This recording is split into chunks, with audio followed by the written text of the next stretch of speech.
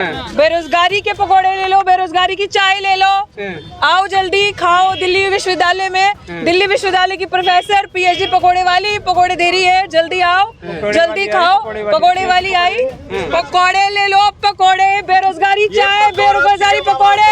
अरे तो सुन लो आवाज। मोदी जी ने कहा पकोड़े बेचो, जो मोदी जी के शागिर्द है यहाँ पे, जिनकी एक प्रीमियम यूनिवर्सिटी में, दिल्ली यूनिवर्सिटी में पढ़ी लिखी लड़की के पास कोई ऑप्शन नहीं बचा, क्योंकि आपने सारे क्रिमिनल्स को अंदर भर्ती करके रखा है। इसीलिए हमारे पास अब ऑप्शन नहीं है, हमारे पास ऑप्शन यही है पकोड़े बेचने का, और हम दिखा रहे हैं। तो बीजेपी की ये हमेशा से आरएसएस की स्ट्रैटेजी रही है कि पढ़े लिखे युवा को भटकाओ ताकि वो उलझा रहे रोजगार के मसले में, और मोदी जी अच्छे अच्छे आइडिया देते रहे कि पकोड़ा बेचो। पकोड़ा बेचना भी तो रोजगार है। पकोड़े भी होंगे, बिल्कुल अच्छे दिन वाले भी होंगे। सारे जितने जुमला है ना, जितने जुमले दिए हैं वो सारे पकोड़े इसमें गुरु की चटनी के साथ, एकदम विश्व गुरु की चटनी के साथ। आप देखो तो सही, बनाने तो दो, आप देखो कैसे कैसे पकोड़े होंगे। आज खुश तो बहुत होंगे वो, आज मोदी जी, भागवत जी, अमित शाह जी खुश तो बहुत होंगे वो आज कि उनकी मन मांगी मुराद पूरी हो गई। आज के डॉक्टर जीतू जैसी पढ़ी लिखी होनहार सबसे अच्छी प्रोफेसर को आज पकोड़े बेचने पे मजबूर कर दिया उन्होंने। मोदी जी यही चाहते थे ना आप, यही चाहते हो ना आप, सारी यूनिवर्सिटीज बंद करा के। पढ़े लिखे इस यूनिवर्सिटी से पीएचडी करने के बाद, फर्स्ट डिवीजन में अपनी डिग्री लेने के बाद, एमए यूजीसी नेट सारी चीजें करने के बाद, पीएचडी करने के बाद मेरी ये स्थिति है कि जब पढ़ा रही हूँ मुझे पढ़ाने भी नहीं दिया जा रहा। और इस गेट के बैरिकेड्स ये दिखाते हैं कि इस यूनिवर्सिटी में हम लोग नहीं जा सकते, और अब ना यूनिवर्सिटी के अंदर जा सकते, तो कुछ तो करना है। इसलिए मोदी जी डरो डरो, ये लोग तो कोई और काम कर लेंगे। आप अगर प्रधानमंत्री रहे तो पकोड़े बेचने लायक भी नहीं हो, आपको चाय बनानी भी नहीं आएगी। ये मैं गारंटी के साथ कह रहा हूँ, ना अमित शाह जी को ना आपको चाय बनानी भी नहीं आएगी और पकोड़े तलने भी नहीं आएंगे। अपने कर्मवीर हैं, कर लेंगे कुछ ना कुछ। आप क्या कर लोगे, जेल में रहने के अलावा वहाँ फ्री में जरूर खाना मिलता है, ये ध्यान रख लेना आप।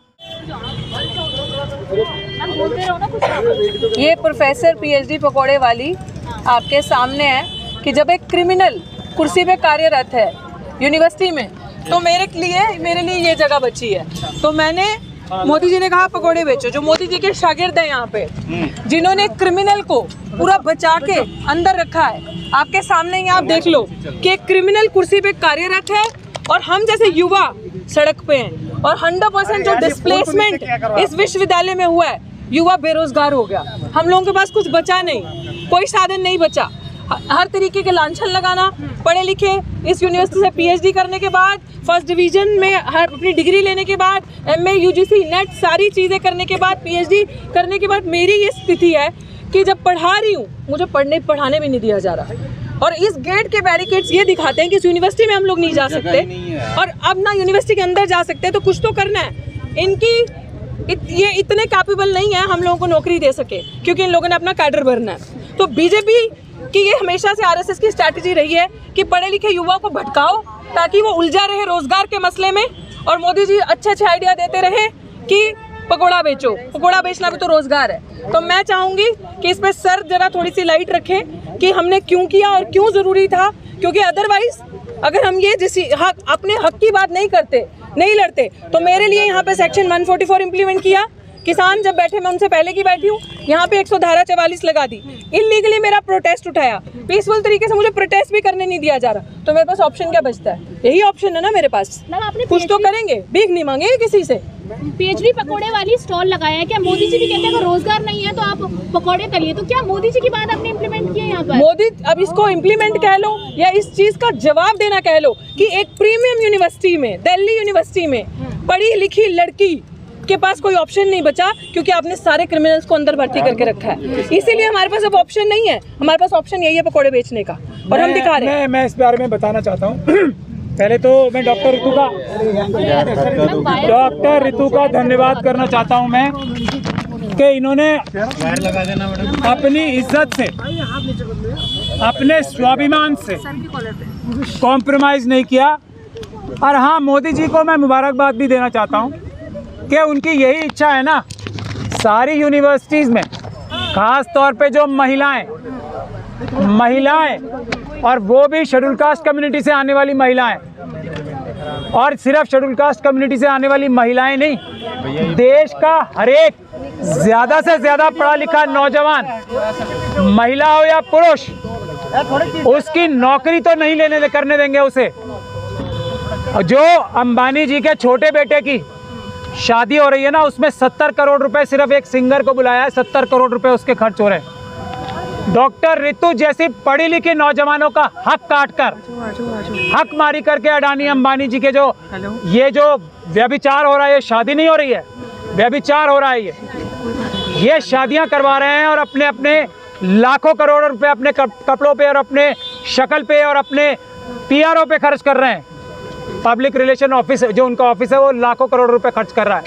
वो यही चाहते थे ना। आज खुश तो बहुत होंगे वो, आज मोदी जी, भागवत जी, अमित शाह जी खुश तो बहुत होंगे वो आज कि उनकी मन मांगी मुराद पूरी हो गई। आज के डॉक्टर रितु जैसी पढ़ी लिखी, होनहार, सबसे अच्छी प्रोफेसर को आज पकौड़े बेचने पे मजबूर कर दिया उन्होंने। मोदी जी यही चाहते थे ना आप, यही चाहते हो ना आप। सारी यूनिवर्सिटीज बंद करा के यूनिवर्सिटीज में इतनी महंगी पढ़ाई कर दो। आपने कितने बैरियर्स लगाए हैं ताकि लोग पढ़ ना सके, पकौड़े बेचें। आप पकौड़े ही बिकवाना चाहते हो ना, आप वापस सड़क पे बिठाना चाहते हो ना, 5 किलो अनाज का मोहताज बनाना चाहते हो ना सबको। ये डॉक्टर रितु आपकी मोहताज नहीं बनेगी, ये भीख नहीं मांगेगी, ना सरकारी भीख मांगने को तैयार है, ना किसी और तरीके से। इसकी तनख्वाह बंद कर ली, इसको अपना आवाज़ उठाना भी बंद करा दिया ना, धारा 144 लगा के कि तुम आवाज़ भी ना उठाओ। तुम्हारे सब रास्ते नौकरी प्राप्त करने के लिए मैंने बंद कर दिए।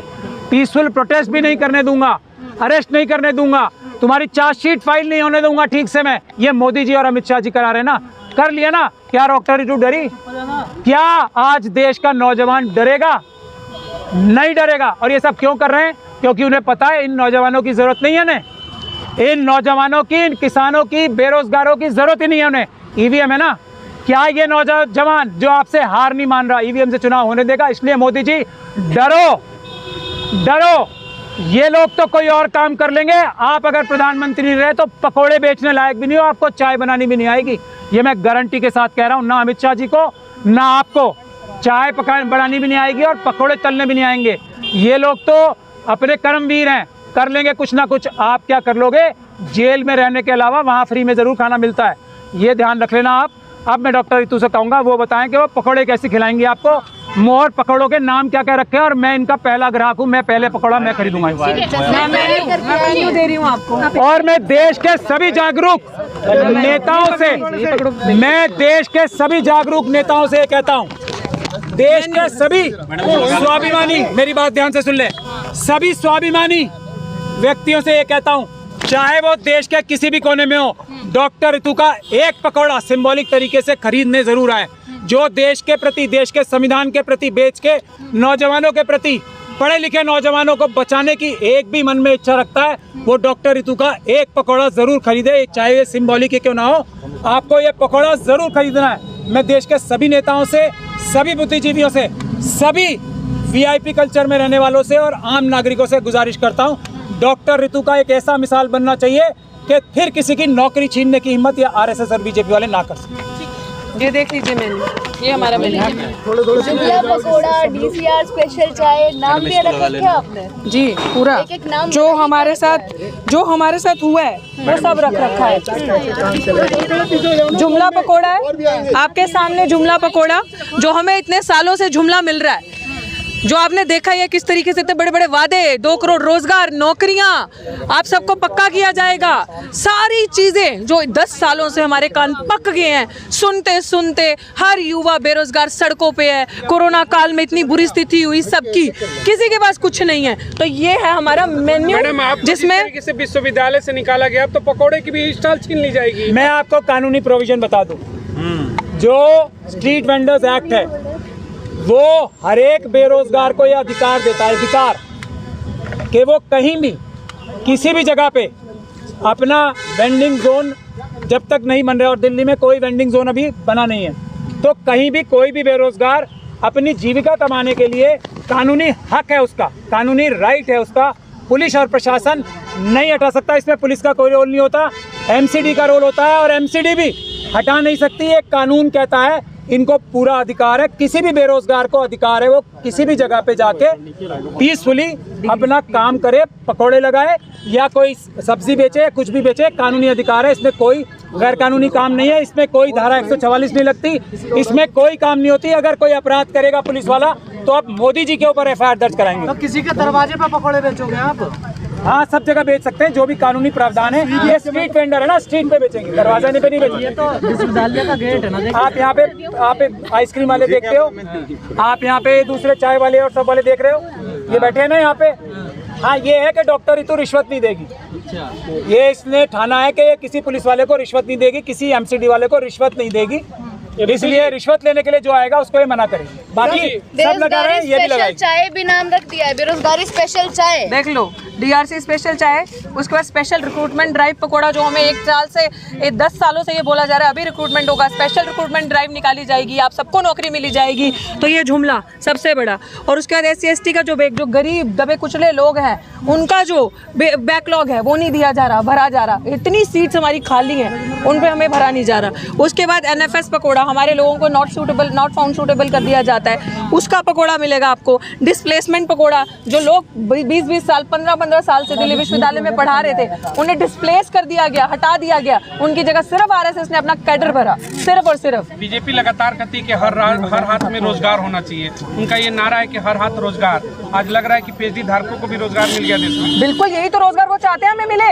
वो कहाँ चाहते हैं कि हम जैसे पढ़े लिखे युवा अंदर एकेडमिक्स में बैठे, अच्छा पढ़े, इंस्टीट्यूशंस में बैठे। वो चाहते हैं कि हम ऐसे धक्के खाएं, वो यही चीज। और इस समय ये पूरा देश को ये चीज देखनी चाहिए कि एक प्रीमियम यूनिवर्सिटी की डिग्री ली हुई, प्रीमियम यूनिवर्सिटी में पढ़ी हुई लड़की के पास ऑप्शन नहीं बचा, क्योंकि इतनी बेईमानी है। इसको हटा दो, इतनी बेईमानी है, इतना करप्शन है। अब हम लोगों के पास पैसे नहीं है भाई 25-25 लाख देने के लिए, नौकरी पाने के लिए, हम लोग नहीं पाएंगे। देके किसी तरह बुलाना भी आपने तैयार किया, कोई स्लोगन वगैरह क्या? एक अगर राम मंदिर के लिए पुजारी रखा जाता है, उसकी सैलरी 60,000 से ऊपर की बताई जा रही है, वहाँ पर सिलेक्शन होता है बकायदा, और PhD वाले पकौड़े बेच रहे हैं। यही है, अयोध्या भी जा सकते हैं, देखिए व्हील से ये बिल्कुल, ये अयोध्या भी मंदिर पे भी जा सकते हैं, वहाँ पे मैं पकौड़े बेचूंगी। पूरे देश में कहीं भी बेच सकती है पकौड़े, अगर दलित के हाथ का खाएंगे तो।